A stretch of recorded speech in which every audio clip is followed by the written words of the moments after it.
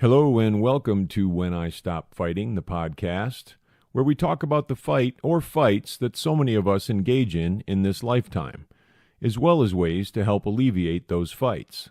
My name is Daryl Dittmer. Let's get started. Hey, everybody. As we're wrapping up season 1 of When I Stop Fighting, the podcast, I want to tell everyone that I appreciate you joining us. I appreciate you listening and or watching, however you're doing that. And I wanted to let you know that I've put together some compilations on sobriety, recovery, on, life advice stuff. Probably going to do some with some of the funny clips that we've had over time and some of the funny moments. So take a listen, take a look, and hope you enjoy them. We'll be doing that kind of throughout the holiday season. But as a reminder, for those of you that don't know, I am an author, and we do giveaways every single month from my website, which is Daryl Dittmer, DARYLDITTMER.com. And November, we're giving away a signed copy of my first book, When I Stop Fighting, The Unexpected Joy of Getting My Head Out of My Ass, as well as a signed copy of my second book, When You Stop Fighting, The Road You're On is Your Own Asphalt. So want to make you aware of that. And if you can take a listen, take a look, hit my website. We're going to be doing a lot of specials and things like that on the website for the books. My second book, actually, since it's a new release, is out right now. The ebook is only 99 cents, and that'll be for a limited time. So I'd love you to pick it up, read it, and let me know what you think. So be well and enjoy these compilations. The journey is so it becomes so flavorful and so bountiful, and the breadth and the depth, as long as we keep doing those things. And a lot of times for me, and I think for you as well, it's things that we don't necessarily feel like doing or want to do until we do them for a while. And then it's okay. And then it's okay to jump into the unknown. It's okay to do things that may be scary and may be frightening. And this is not just, and I've got a lot of friends and colleagues around me that, have sacrificed careers for family. Okay. They made a conscious decision that they're going to, pinch pennies and struggle a little different because their goal was to be there for their children. Okay. That's a goal. And that's what you chose to do. I don't hear those people complaining about having a victim mentality because they chose that route. Right. And they 100% chose it, and they own the fact that they chose it, and that's their life. The ground where we meet is on our emotions. We have different stories, and I did this, but I didn't do this, and I did this, but I didn't do this, and you did this, but you didn't do this. And our stories, as far as what's going on out in the world, aren't necessarily the same, but we all connect on the playing field of emotions, and we all feel the fear, and we all feel the pains, and we all feel the scared to death, and we feel the anger, and we feel the love, and so we meet on that playing field. And I think it's sometimes we get lost in looking at people and maybe putting them on a pedestal and saying, well, you're not supposed to feel all those things because you're X. I don't think about the fact that other people, everybody feels those things. Everybody's got stuff to deal with. Everybody's got their elephant in the room in terms of something they need to contend with. And I think that's a cool place to start our interactions with humans. And it sounds like on the Vibes Broadcast Network, that's exactly what you do. Because the amount of people that I've had conversations with that I've never talked to before from my social media, from my podcast, and all of these things that come to me and say, hey, man, I started doing XYZ. I was going down this path, and now I'm going down this path because of you. I just want to say thank you. I don't think I could ever repay you. And stuff like that fills my heart. That's why I do what I do at the end of the day. It's not just to be like, oh, I've done this, I've done that, is to literally show people that it is possible, because a lot of people struggle with knowing things are possible if they haven't seen or heard anyone do it before. Well, and that's exactly what my solution-centered mindset is. We sort of know where we want to be. We want to be happy, but there's always these limiting factors that get in our way. And how we address those limiting factors, we have to identify them first. But once we identify them, what's our way of getting around them or going over them? And that creates our unique pathway to that solution. So if happiness is your solution and your limitations are exactly the same as mine, which they could be, how we deal with that and how we create our path through them is going to be different. Like Steve Jobs said, you only can connect the dots looking backwards. So now as you are talking, I'm having that aha moment and connecting the dots that's so true. Men and women, we process our emotions differently. And it's important as women to understand men so that we give men that space, very important.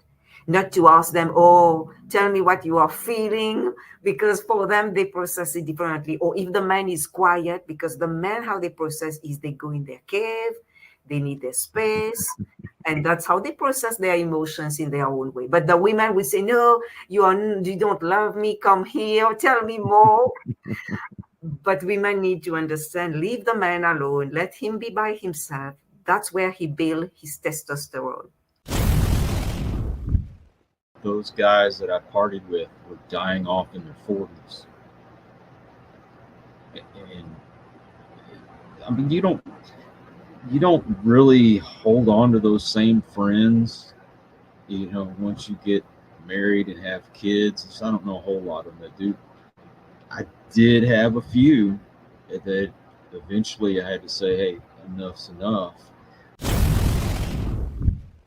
The mistakes you make in life are just that. Learn from them. Don't repeat them. You're probably going to repeat them, but learn from them, and, failing is all part of it. There's no getting around it. There's 1,000 books out there. Fail to success. And we all did. How many times did we get our teeth kicked in and we went back for more punishment? And most people say you're out of your mind. We just kept doing it until you get to the other side of that line. Right. Yeah. But in the end, there's so many things that we glean from that, not to mention just growing personally, growing financially. I mean, our outlook on life has changed, completely, because we're able to look back and look at all the scars and the, bumping our heads and getting concussions and getting our teeth kicked in. And, that's what shaped us. To be able to share vulnerably and realistically about what's going on with me, to talk intimately about problems that would not make it onto my timeline, and also to be there for other men who maybe are having the same types of problems or issues and they're just scared. Creator of Volleyballed, I have to do this to put the D on the end, training camps, probably hard to tell why. He's an entrepreneur and generally a really great human being. Thank you for joining us, Norm. So great to have you on today. Thanks, Daryl. And I have to say that I'm really not bald. I'm shaved. It's a choice. It's a choice. Well, I'll just have to say for my part, it got to the point where it felt like it wasn't a choice anymore because the tide was going out so darn far that, just it became a necessity. But anyway. Like, as long as I'm human, I'm going to be a mistake-making machine. And like the humility we learn helps us to be able to tolerate the fact that we're imperfect, and how trying to be perfect is just a recipe for disaster, and comparing ourselves to others and all the things that we do in that whole vein, how that's a recipe for suffering. But the issue is that we are always going to keep making mistakes. So nowadays I could see myself coming and I could say, oh, okay. And, I could sit down and I could journal about it, write about it, and, not take everything I feel as being a sign of the truth, that, feelings aren't facts. And this was not an easy one for me either, because I'm not a loud guy. I don't want to be in the spotlight. I don't know why I'm doing podcasts. I don't know how that ever came to be other than writing my books, but it was a natural extension. And I had to tell myself and convince myself to get out there. And just like you, there's a beautiful story to share, and a story that if related out in the world can help people. One thing you mentioned about I don't know, to me, that's another one of those things that just opens up this panorama of freedom to be able to say that I don't know, because I don't need to know. And there's a lot of people that and it comes, as we go along, we gain faith and we gain insight and we gain that ability to listen to that still small voice and go where it leads us and all those kinds of things. So why the hell do I need to know? And then because you don't. And then I run into somebody, who wants to know for everybody else. And I'm just, you don't need to. You can't know for anybody else. Trying to make a difference in the world, not just to myself, but trying to be a difference to people in the world, people that's trying to actually help people that's actually trying to give and, show a different direction from, where you've been, and this is what you can do regardless of the pitfalls and the trials and tribulations that you went through. If you go through the fire, it's something good that can come out of that.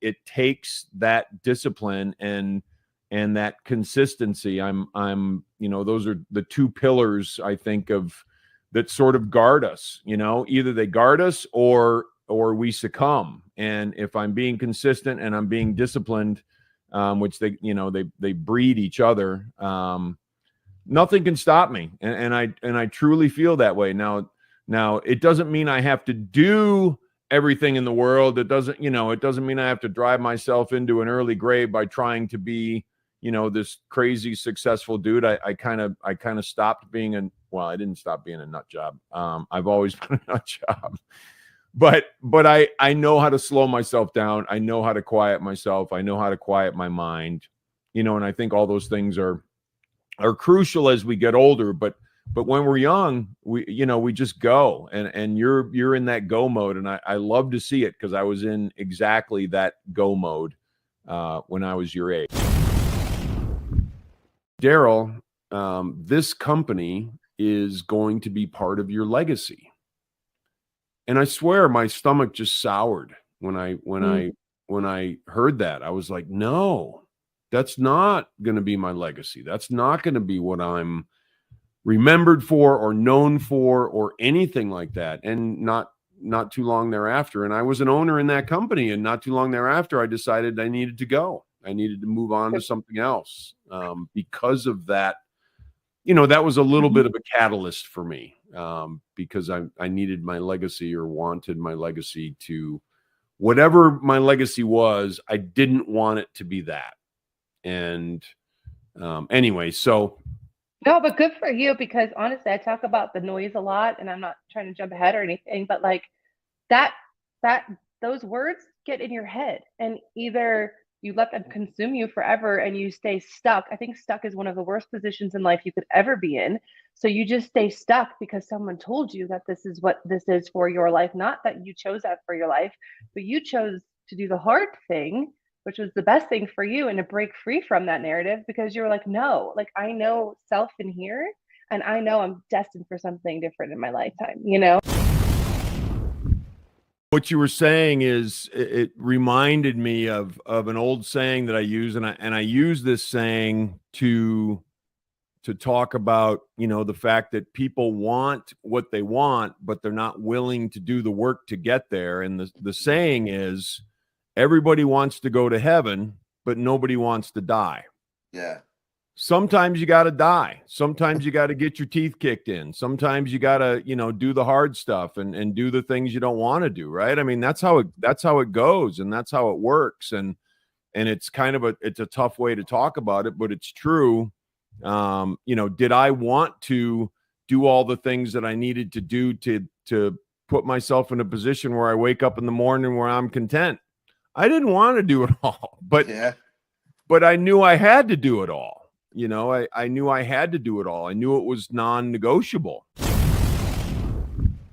You mentioned a little bit earlier, you know, in terms of your podcast and wanting to give back and wanting to, you know, pump some good things into the world. And I'm 100% with you. I could not agree more with, you know, we need that. You know, we need that as individuals. We need it as communities and country and everything else. We you know, we need to help shape things at their roots. You know, and the roots is the people, right? The roots is human beings and helping people. You know, if there's something that we talk about that helps someone, then we've done our job, right? I mean, that's kind of how I feel about it. Yeah, and let's face it, the things that we talk about are not the most popular on YouTube or any platform. Yeah. Most of it's either pop culture, video games, or politics. And you can, if you want to just go make money, then you talk about those things, go make money. But I just feel like there's enough of that out there, but there's not enough positivity going on. Do you have a plan? Oh, you don't have a plan. Okay, so then how do you expect to get out of the situation you're in? And it's difficult. And yeah, that's always a catch-22. That's always a tough one, you know. And I always do find that victim mentality is the crux of it, as we all know. I mean, you're simply blaming your woes on somebody else instead of taking ownership for why you're in the situation you're in. And I don't have sympathy for those folks, man. It's tough.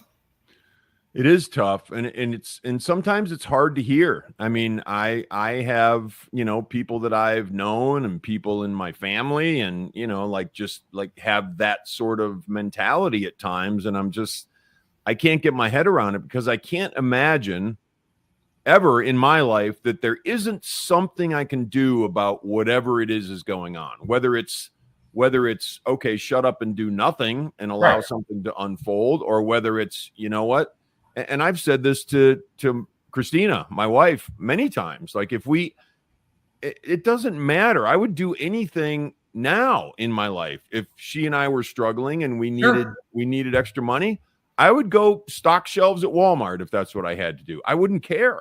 You know?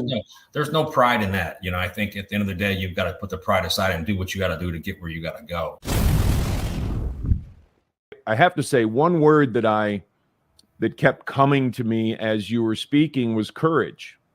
And the courage that you've shown and it takes courage to not reach out and blame the world and blame everything and blame, you know, the past traumas and those sorts of things and sort of pick ourselves up and say, you know what, I'm going to figure out how to change. And that's an absolute critical step in terms of actually moving forward. And I've had a lot of my, you know, emotional stuff over the years that's been trapped in me come out in, I don't know if I mentioned this on your podcast, but I've had ulcerative colitis, and you know, I've had those kinds of issues, and I've been, for the most part, asymptomatic for over 10 years. But it's easy to have, you know, just sort of let those things lodge inside of us instead of moving through them and allowing them to go away and allowing ourselves to be free of these things. And it takes a lot of work, and you've obviously done a huge amount of work, and I applaud you from the bottom of my heart. It's just what a great story. And now you're spending your life helping others, which to me deepens the journey.